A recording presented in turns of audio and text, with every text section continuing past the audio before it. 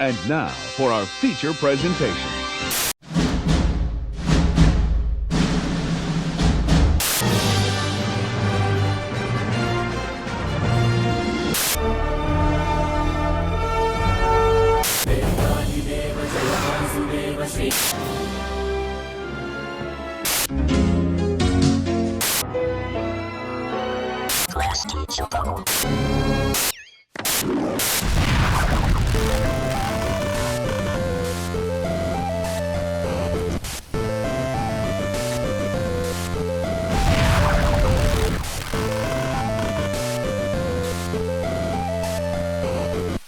Hello, everybody. Welcome back to another episode of Cinematic Relief. I'm Thunder.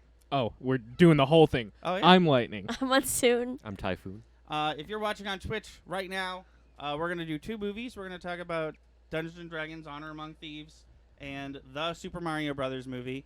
But if you're watching on YouTube, this is the Dungeons & Dragons episode. And then 2 weeks from now, you can check out the Mario episode. So we did something a little different. We did something that I don't think I've ever done in my whole life. Not that it's like a huge deal, but I was just trying to think, and I don't think I've ever done this. But the three of us, not you, because you had a different movie viewing experience, we all saw these two movies on the exact same day. Yes. Yeah. We saw the Dungeons & Dragons movie, and then a few hours later, we saw Mario. the Mario movie. Yeah. So allow me to start the way I always like to start this podcast. Chris, Yeah. how did you like Dungeons & Dragons Honor Among Thieves? I liked it a lot. I liked it way more than I thought that I was going to like it. I don't know what I was expecting. There's just been no, like, big screen good representations of D&D that have ever come out. So I thought this was cool. I said something that night, and I think I'm going to stick with it. This feels like, this movie felt like, the vibe that it gave me was if they made a live-action Shrek movie and based it off D&D. Oh, yes. Mhm. Yeah, you And I you think did, I'm going to stick with that. You did say that at dinner. And could you elaborate on that for everyone listening? Because I think I understand what you mean. Can I elaborate on that? It's a good question.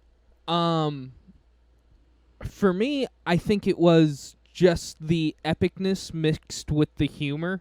It was a really good blend, and I'm trying to think how to put into words. You know that feeling when you watch Shrek. You're like, this is really cool, but also there's like a lot of epic stuff that's going on. No, that's I think because in Shrek, at least Shrek 1, because I've seen that one many times, and I feel like I've only seen the other ones once or twice each. Like, it's funny, but like the stakes feel real. Yeah. Well, that's a good way to put it. And while we were sitting here, I was thinking it almost takes all the fantastical things that are going on and just cuts out all of the drama, if that makes sense. The drama, as in like what's the difference between Lord of the Rings and Shrek? Right. Lord of the Rings, there are the stakes. It's also super serious. In Shrek, there are the stakes, but they're gonna be silly about it. Yeah. That's what this movie felt like. Every time that Lord of the Rings has a moment of like deep, heavy world building, take it over to Shrek, you replace that with like a fart joke. Yeah, but also they give you some deep, heavy world building. Right. In the form of a fart joke. No, that's interesting. That's an interesting thought. Yeah. I also really liked it. And I feel bad because I feel like we really liked this one, and we're going to have a lot to say about it. I feel like we're going to have more to say about Mario. Oh, yeah. But, we'll get there. Yeah, I liked it a lot. I don't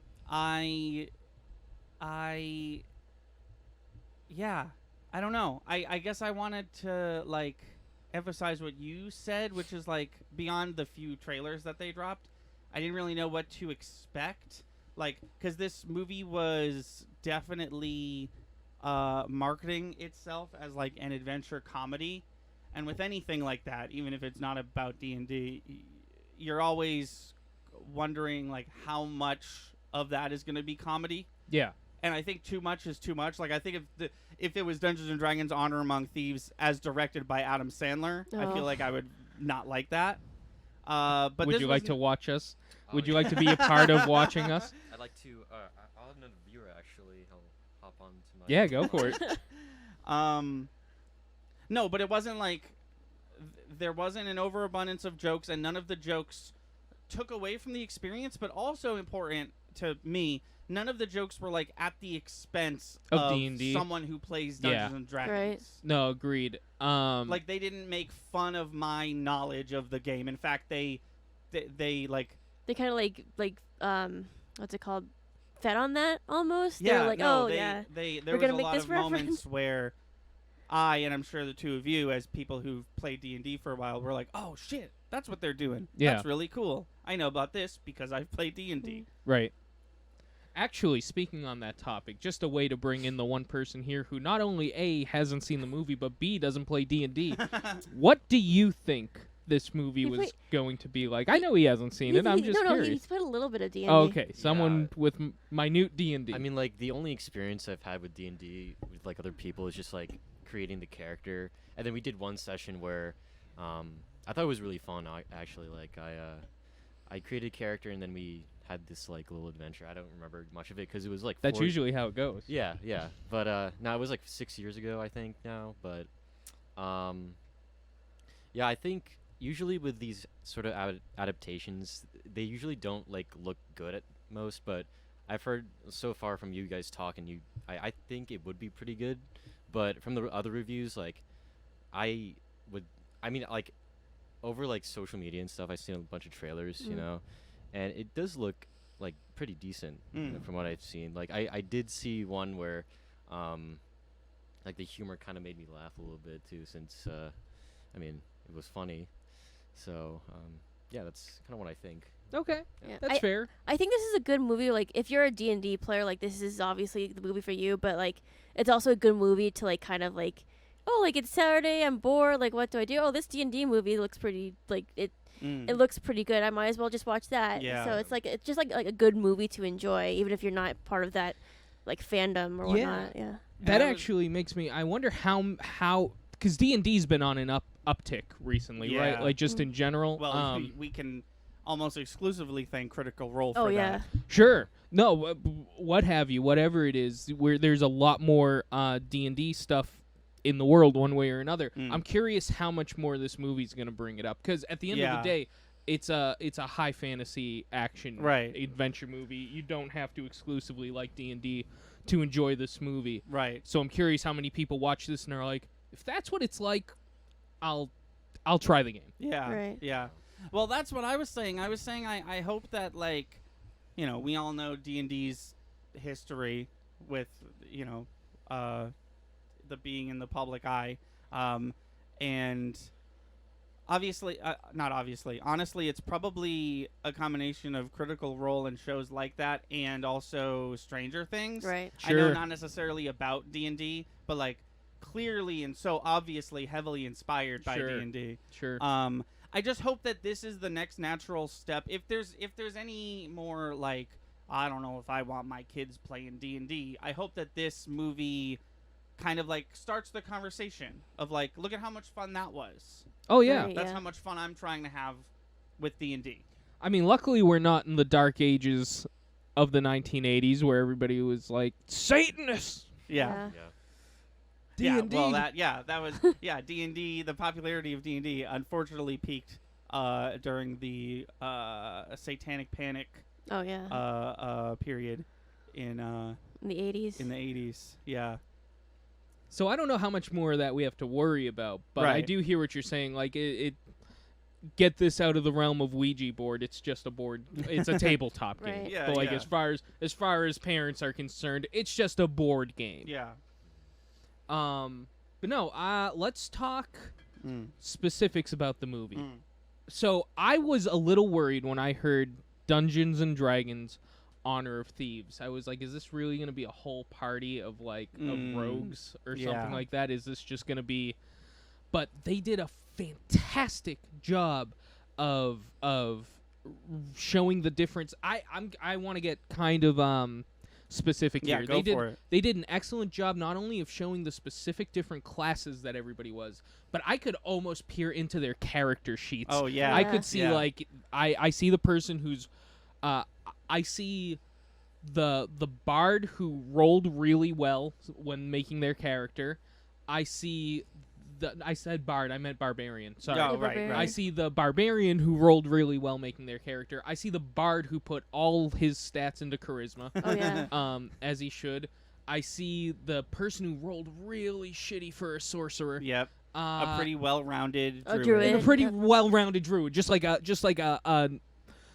classic atypical character. Yeah. And then the and rogue- then you have yeah. the NPC character whose stats Yes. are way higher. If you're Well, at that's level what 3, they're at like level 10. That's what I appreciated about Zank because, like, I'll admit this, and I'm sure a lot of other people will. Like, DMs always have their character. Yeah. Our old DM had a character called Gwen. I took the Norse god Tyr and turned him into my whole thing, right? So there's always, like, that character that's like, this character is indestructible because it's the character that I'm playing, Right. the DM.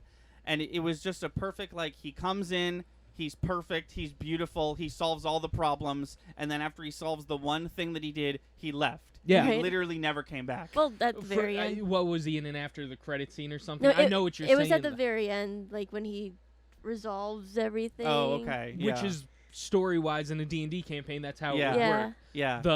Yeah. The encounter's over.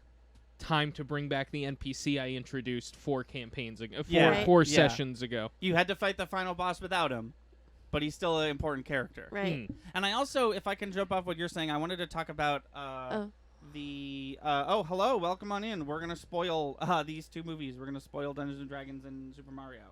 So hello. They also did a really great job of having like different personalities. Oh And yeah. you could almost like you said, you could almost like extrapolate those onto the players. Like you could tell that the player playing the sorcerer was a beginner and thinks that they have to go all out with the voice, and the DM NPC did go over the top, but like you bless you, but you bought it a little more because this is a seasoned like D&D player. And then there's always one character like this who is like Doric, who's always just like, yeah, whatever, just do Yeah, it. let's do Come on, it. do it. Let's go. Yeah, yeah. It was cool. No, it was really cool. And keep going off of making the comparison between the movie and the game. The DM's kind of a dick. DM's Yeah. kind of a dick. Like when they were raising the dead and like Oh yeah. Oh, yeah. there's a scene. I'm telling Jimbo. I'm not telling anybody else. I'm just telling Jimbo. Yeah. There's a scene. Don't listen.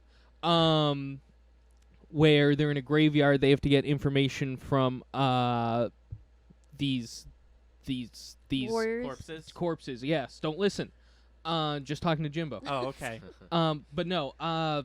What was the spell that they used? So it Speak wasn't with Was it the just? dead. It wasn't Raise the Dead. It's no, Speak to the so Dead. it wasn't Speak with Dead, which I think was very Oh. intentional. He was using like a amulet that you Oh, could use over and okay. over again, because I have a feeling that Raise the Dead you could probably Only use do it it a once few or times a yeah, day. yeah. Because if I could just cut right in here with this bit of knowledge, they really tried to do everything by the rules. They said that they broke one, and that is that you can only wild shape twice a day, which would have made that super crazy sequence of her wild shaping over and over again totally just not be in the movie. Yeah, yeah. So if they could have, like, having seen the movie, if they could have had to break one rule, That was I'm okay appropriate, that they yeah. broke that one. But I feel like it was really intentional for him to be like, I have this magic coin that raises the dead, and it's going to do 5 questions instead of 3, because that's Speak with Dead, and that's not what we're doing. Right. Mhm.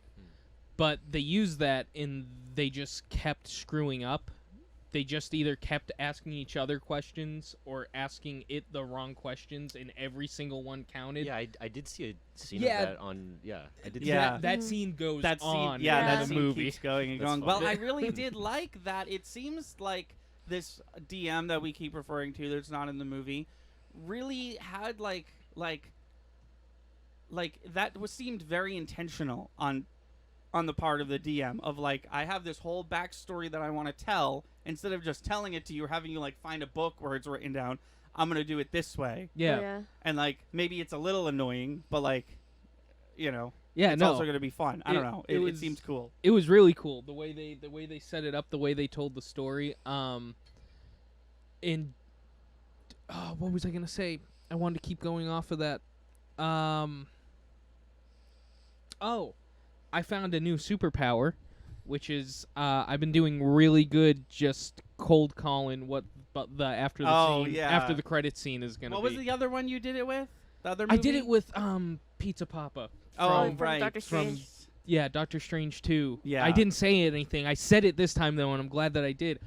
So the way this scene ends is they refuse to ask the last undead the final question, so he's just alive, and they walk away. And I looked at Anthony, and I was like, "That's gonna be the after the credit scene," and it was. And then it was, yeah. So I'm gonna It was start cool. doing that every time I think it's happening. I'm gonna call it out.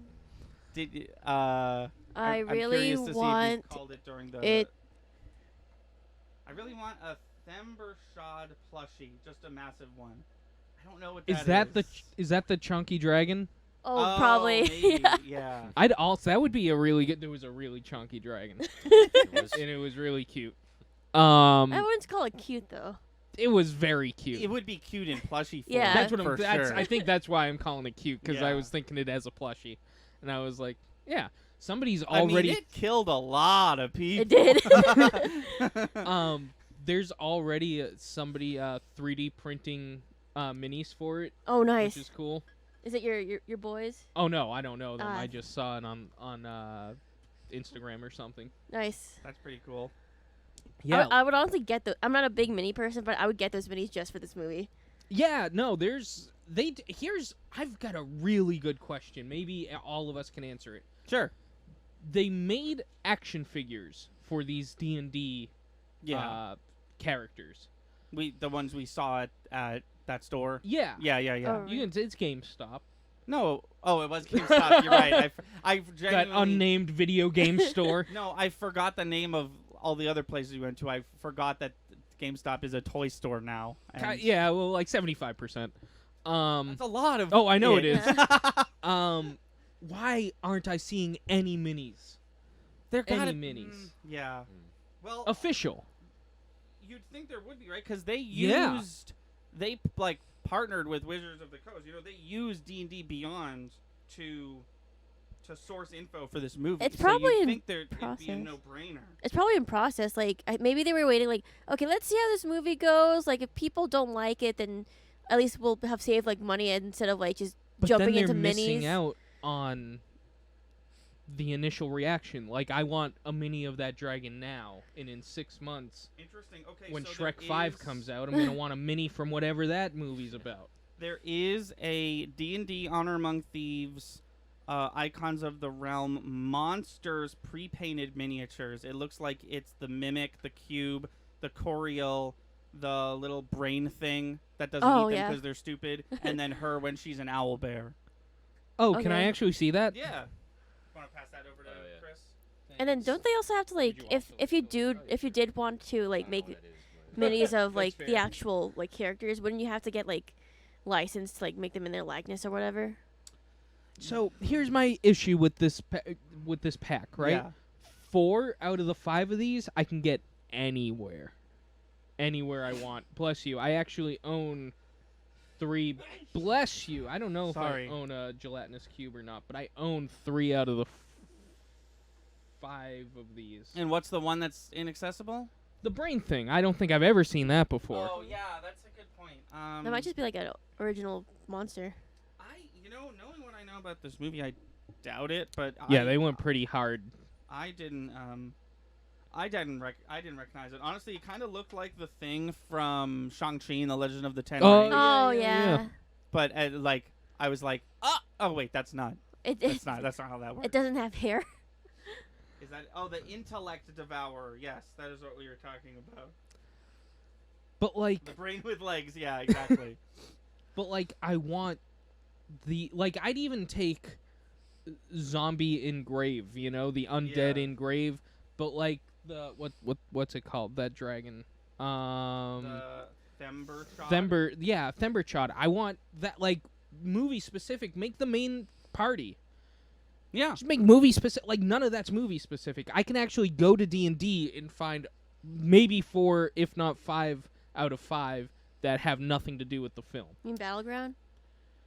What did I say? You said you go to D&D. Wizards of the Coast. Whatever. Yeah. Oh, Okay. I meant Yeah. I meant like I will go online and be like, Oh, yeah. okay, yeah. I give got me you. D&D official minis, and I could scope 4, if not 5 out of 5 that have nothing to do with the film that they have there. It seems. I don't know. It seems intentional. Oh, it's absolutely is, but it's also kind of dumb. Like I'd buy those today. Mm. They're just losing well, maybe money. it's like what Pauline said. Maybe there's some weird I don't know. Maybe there's some weird we're technically not allowed to. I don't know. But they made it. I don't know how any of that works. I don't know Yeah. how rights work. I don't know how licensings work. I guess it could be a licensing issue. It's just so weird because everything's in house, or it could be that they're timid to pull the gun on minis for this movie that they made, but they're doing so well everywhere else. Why not just do it? It could also be something where Chris Pine's contract is such that you can turn him into an action figure, but the contract technically doesn't Involve minis. involve D&D miniatures or something like that. I Yeah. really don't it could be any of that weird stuff with copyright. That's true. That sounds more accurate to me than they were too timid, because those fools just made an $800 Tiamat. Who's buying that? Oh yeah. You know what I mean? Yeah. They're not afraid to just push minis and see what happens. Right. So I also wanted to talk about all the practical effects in this film. Oh yeah. Not even the effects, but the costumes Yes. too. There was the Dragonborn. the Dragonborn looked amazing. The Aarakocra. Yeah. And he said at the very beginning of the movie, he said the phrase "Jonathan is an Aarakocra," and I was like, "Oh shit!" And then they showed him. I was like, "Oh my god, it's just like a dude in a suit." That's so cool. I was wondering if that was CGI, because I was gonna say that looks like horrendous CGI, but it looked like a costume. No, so. it was yeah. There was a scene. I can't remember if it was John or if it was one of the Dragonborns.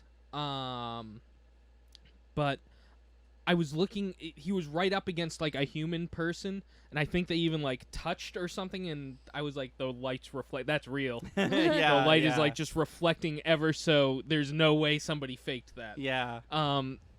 This movie. Thank God for Industrial Lights and Magic. I don't think they made this film. They I don't think probably didn't. So either, yeah. But I'm not even gonna- there was a real puppeteering revolution with the Oh, yeah. with the sequel Star Wars trilogy. Everybody Oh, was yeah. just like, "Hey, there's a real art in what's the word I'm trying to Puppetry? find? Not just puppetry. Oh, but, Visual effects.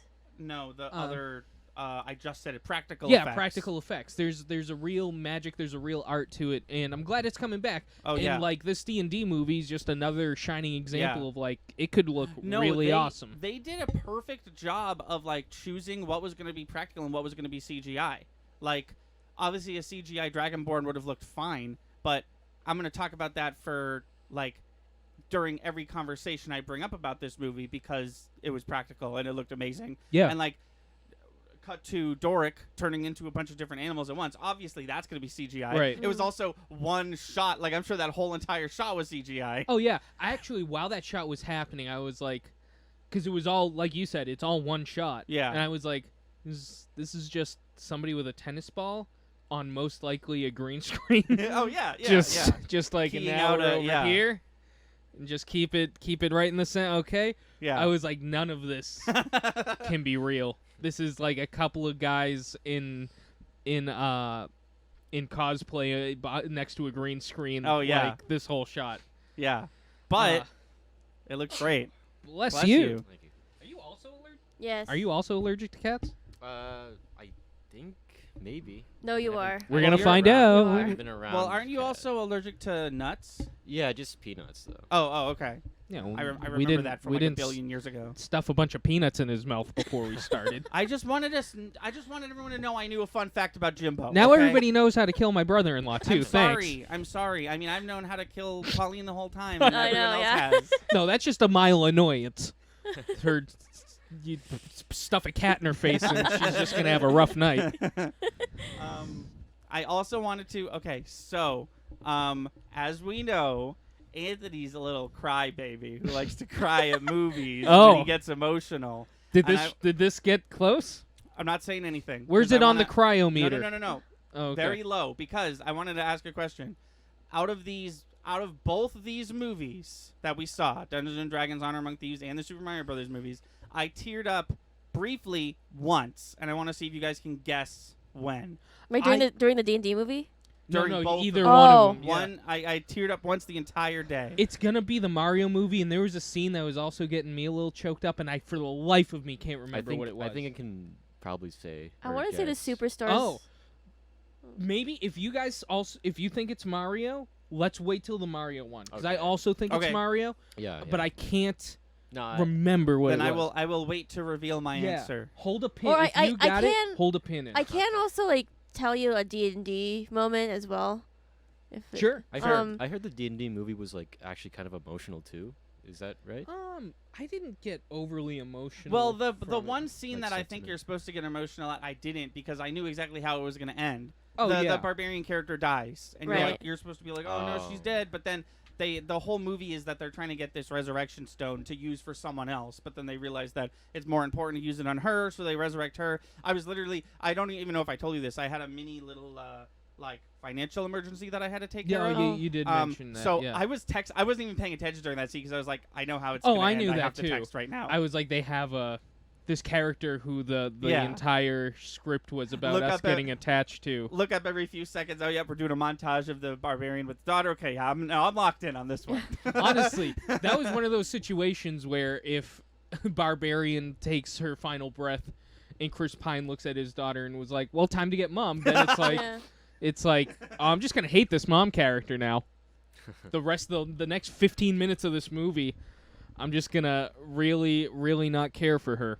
Did you see the because none of the promotional material, all the promotional material did a great job of not revealing this. Did you see the Hugh Grant character being a bad guy, being like the main villain coming? No. Well, I kind of did, just because like Not- a rogue's a rogue. not in And- promotional stuff. Right. I mean, no. I mean, You when could we were see it? watching A the, little bit, yeah. I mean, Yeah. when we finally were watching the movie and they're introducing this Forge character, and you're wondering where. I think it was around the time that we saw his face on like a giant billboard or whatever. That I was Yeah. just like, oh, is this guy gonna suck? That's probably roughly around when I started to get that vibe. No, I got it when it might have been then. Because here's the thing: all the moments that we got introduced to him before then were just kind of nonplussed, like as Right. far as character motives for this guy. Yeah. So I can't remember. But then when you look back, it's once the information's revealed, Yeah. it's like, ooh, I see that now. So I Yeah. can't tell if I knew, like, oh, what a piece of shit when we were watching it initially, or when we went back and, you know. I also love about it that then. this movie is through and through, start to finish, one single campaign of Dungeons and Dragons. It literally starts with the main character giving his entire backstory. Yeah. The way that you start playing D&D. You start playing D&D, you get a small intro, and it's like, all right, Chris, introduce your character. And then you talk for however long, and I'm like, all right, Jimbo, you introduce your character. And it just, like, that's how D&D starts. It was just a really good, I don't know. If I'm judging this movie as a movie, really good. I liked it a lot. And I'll definitely watch it again, probably many times. If I'm judging the story on, did it seem like a typical D&D campaign? I give it like a 98 out of 100. You know, I would probably give it a 98 too. Do you know what that other 2% is? And What? I'm glad it's a 98 and not 100%. I was sitting there, and when this movie started, I was like, why aren't these assholes in a tavern? That's how D&D starts. It's like if I was a betting man, movie starts in a tavern. There it is. Speaking of the beginning, do you want to tell the audience what happened? No, we're gonna talk about that in a second. We Oh. have to talk. No, we're going to talk about that. Okay. We're gonna talk about that in a second. My one thing was, and I already complained about this. It's such a small nitpick. They defeated the mimic so easily. Yeah. They chopped his tongue and they're like, "Time to go," and I'm like, "Yeah, it's just that easy, folks. There it is." Other than that, literally everything was like, yeah, this is how this would happen. Wow, this is just as dangerous as would be in a D&D campaign. Right. I It- love the gelatinous Gelatinous cube. cube. Yeah. In That was kind of scary, Oh yeah. honestly. Well, knowing how a gelatinous cube works, it was very scary. I thought- Because you and I both, when we saw the trailer, we were like, they're dead. Because they jump in the thing, and we were like, oh, they're dead. And then they introduced the cube, and they're like, oh, look, it immediately skelefied that dude. And I was like, oh, my God. I've seen the trailer. What's about to happen? yeah. Oh yeah, that's right. They showed the party going into a cube, Yeah. which for Right. any D&D players, like, Like, what are they doing? oh, Yeah. thanks for ruining it. Yeah. I know how the movie ends now. All the main characters die, and it's a gelatinous cube. Oh, the other thing that you said, and at first I was like, I don't know, but the more I think about it, I kind of agree with it. I would have liked to. It doesn't have to be a main, big, huge set piece, just like the Dragonborn wasn't. But I would have liked to have seen a beholder. Yes. Oh yeah, They mentioned one once, but I would have liked to have seen it. I had 4, maybe 5 D&D monsters on my list, and it was mimic, specifically chest mimic, check, dragon, check. Didn't expect chonky dragon, that gets an extra check. Owlbear, check, and then beholder. Yeah. And they talked about it, yeah. but they never showed You it. know how there are fish that eat the dead Skin off your feet. I just want that, but but baby gelatinous cubes. So you want a Yeah. fish, a piranha That's- fish tank filled with gelatinous cubes? we now know what Mason's job in the D&D universe would be. He would be the one to pioneer Foot care. foot care via chopping up gelatinous cubes. He needs to invent the way to chop up a gelatinous You cube. probably have to like breed it, right? I guess. It's like a How do you hairbrush, breed but a instead of bristles, it's a gelatinous cube, and you just It's like. like- Yeah. It's like a puma stone, but it's very gelatinous. How do you breed gelatinous cubes? That's a DM. How do you born a gelatinous So cube? you have to do a 3 wide by 25 deep hole, and then No, I'm doing Minecraft. I don't know how to Oh. breed gelatinous cubes. I know how to breed slimes from From Zelda. from Minecraft, which are Oh. basically just gelatinous cubes, except easier to kill. And when you kill a slime in Minecraft, it splits into multiple slimes, which is not how it works in D&D. Bad DM. What? Because I don't know how to breed one of the most dangerous enemies. Bad DM. I'm gonna say no more words until I Google how to breed a gelatinous cube and find an Jeez. answer. It's got to be Have fun made by talking a about the Mario movie. it's got to be made via somebody has to make it. I don't think it's natural to the world. That's my guess. Like definitely sorcery. My guess is somebody makes a gelatinous cube. Gelatinous cubes reproduce asexually by either dividing themselves into 2 smaller cubes of equal sizes or via budding. In the second Oh. case, a smaller rubbery cube was excreted into a side corridor or on a pile of refuse shit and left to fend for itself until it grew into a full-size cube. So it seems like they're asexually reproduced as tiny cubes, and then the more stuff they eat, they get bigger. Okay, so you just have to catch one when it falls off. You're like Pokemon. But then you run the issue of like if we go back to my gelatinous cube hairbrush, like you probably have 3 uses out of that, and then oops, it's a giant cube now. Right. Then you start a gelatinous cube farm. I don't want to do that. I didn't. Well, no, it's Mason doing it, not you. Oh right, sorry. Yes, you're right. I forgot. Let's talk about the sickest burn in cinema history. The hardest that Pauline has ever made me laugh to this day. We're watching trailers, and we see a trailer for Fast X, and we see a trailer for Meet the Fockers 9. Oh yeah. And Something like that. and we see a trailer for Despicable Me 12, and then the Dungeons & Dragons logo and movie studio, the Paramount logo starts. It's finally time to watch the movie. Paramount logo starts. It's a little snowy. You could tell that the Paramount logo's been like it's like mid like February, heavy snow on the Paramount logo, and like the movie is like 3 seconds into the movie. They haven't even seen a main character yet. Pauline leans over to me and she goes, "Isn't it called Neverwinter?" Because I was genuinely curious because it doesn't make sense that it's so. I just I didn't laugh that much because I was trying to like not disrupt the other people in the movie theater. But like I was like in my head, I was just like, yeah, fucking drag them. The movie hasn't started yet, but sure, yeah. That I could see her. I just picture you and I. They finally made the right decision. They let Thunder and Lightning make the D&D movie. We started off the same way. We're at the premiere, and Pauline leans into me and says exactly that. I think I just get up and go to the bathroom. I start crying. You just leave. Yeah. Tommy Wiseau style, like they're all laughing at me in there. Oh, boy. I'm never going back in there. Good- They're good- all laughing at me. By all I try to make good movie. They laugh at me. By all them, I mean my wife. Right, exactly. Yeah, good that luck one to- person at the end, front, you know. Good luck to me First finding row. a ride. For a ride home. yeah, exactly. You're gonna ride home with Martin Scorsese Oh, because geez. we're not at this premiere anymore. It's a good point though. You bring up a solid point.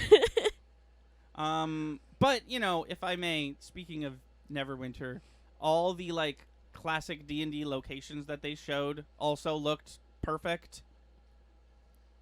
Like when they Yeah. finally showed Neverwinter, it was fantastic. The Underdark looked great.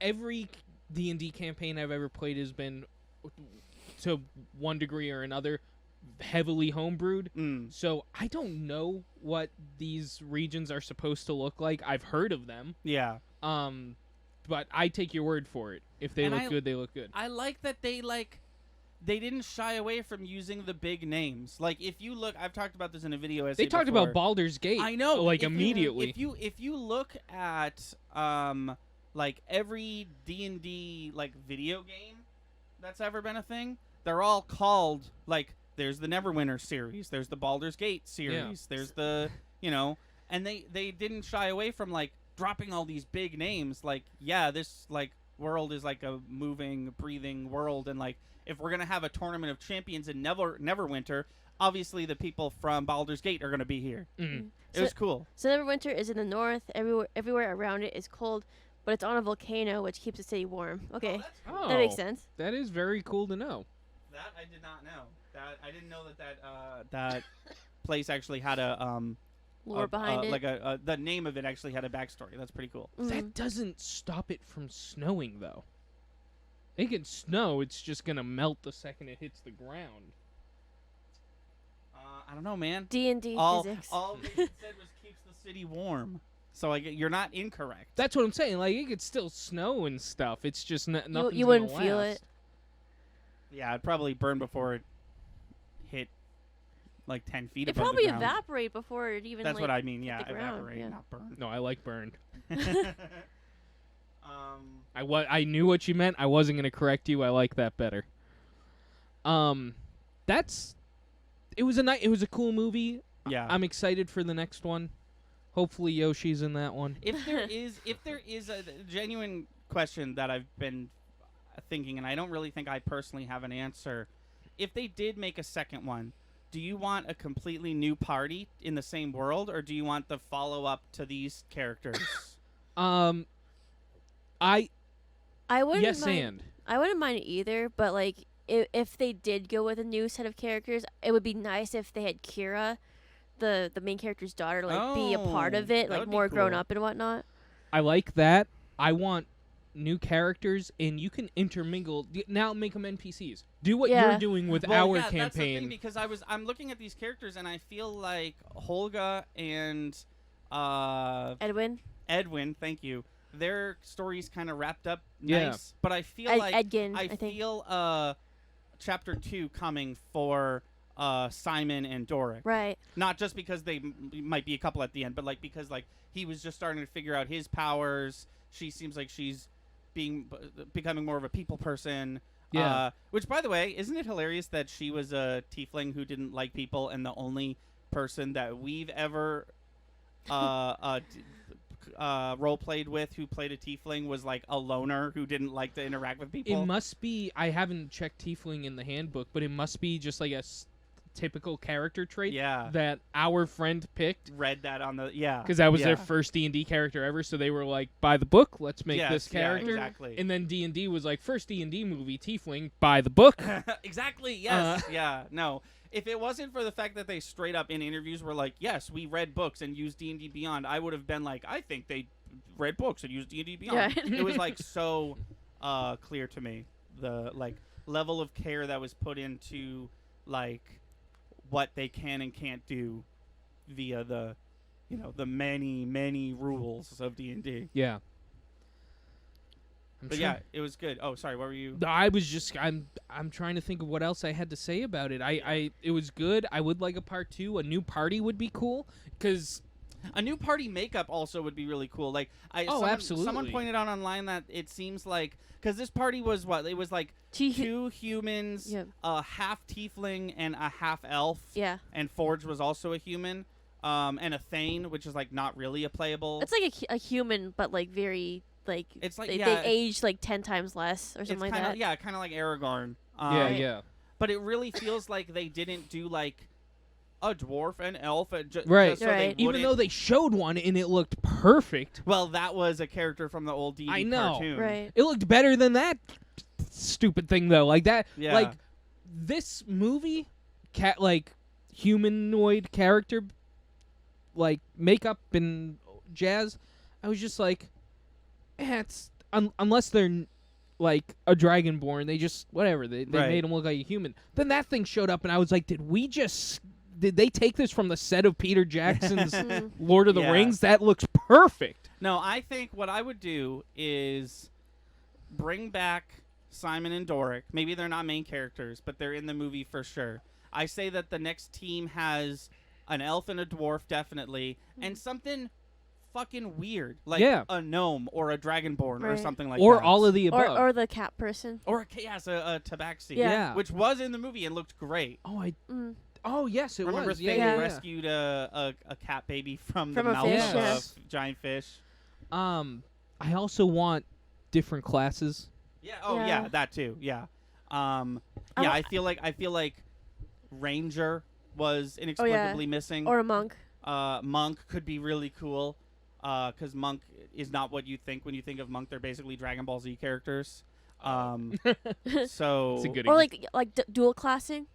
Yeah. That would be that could be an interesting plot. Someone who like was a bard but is now or maybe a like pyromancer or maybe like whatever. Simon. He's still a sorcerer, but then he could also like dabble into like druidry or like.